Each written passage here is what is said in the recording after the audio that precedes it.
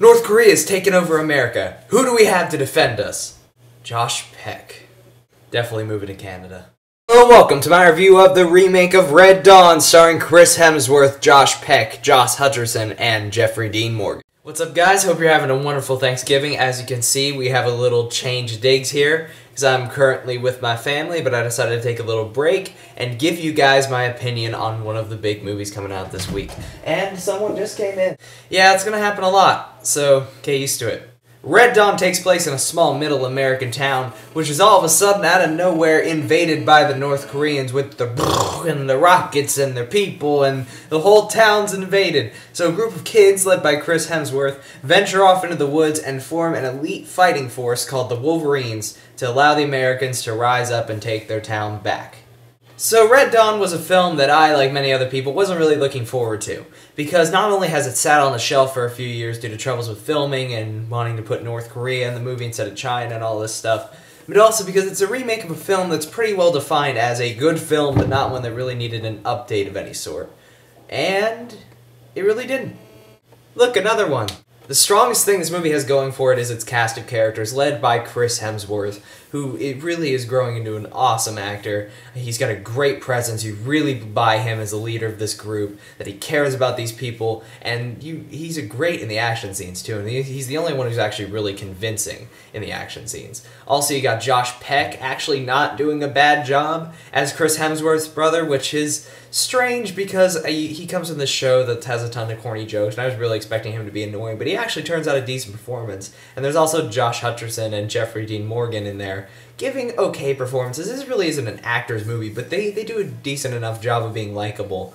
But it really is a film that's not really about characters and acting, it's more about the action. How is that explosion-making, freedom-fighting action that just makes you want to take someone away in America and just punch them right in their damn... It's alright.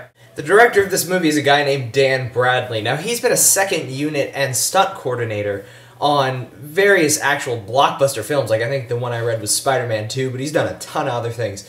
And you can tell he's been around the block a few times. He's definitely not one of these amateur directors, can't film anything, shaky cam everywhere. He's a competent director. It's just none of the action scenes in here are particularly exciting. They're your standard shootout, hand-to-hand combat things that aren't filmed great. They're not filmed in that way that really gets you out of their seat. They're filmed in kind of that stylistic thing now where everything's up close. It's not shaky per se, but it's very up close. It's hard to see what's going on. You can tell that most of these actors aren't really stunt guys or action people because they really have to kind of obscure a lot of the action and sanitize it. This movie isn't nearly as violent as the original Red Dawn from however many years ago, and it feels very kind of bland, but at the same time, not terrible. It has decent action scenes, just don't expect to be blown out of your seat. The weakness in this movie really isn't the action or the acting, it's the dialogue. The dialogue between these characters is just cringe-inducing, and it feels like it was written out of a script generator. Like, there are just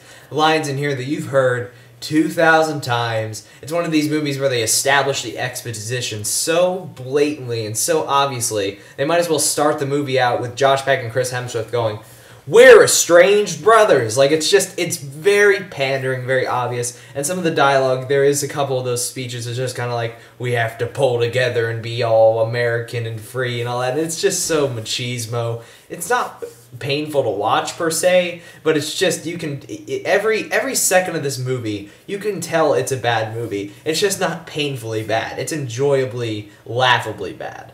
And that's just really how I feel about this film in general. It's a mediocre film. It really is. To the core.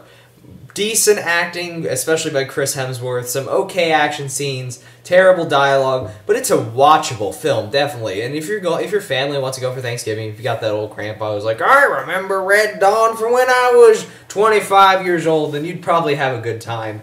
It's not painful. I'd say I'd give it 2 stars out of 4. It's not going to kill you if you see it. It's a decent film. Just don't go in expecting anything nearly as inventive and fun as the original. And here's another one. So that was my review of Red Dawn. I hope you enjoyed it. If you did, please subscribe to my channel and have a wonderful Thanksgiving. As you can see, I got to get back to my family. Until next time, guys, I'm Movie Kid Mike.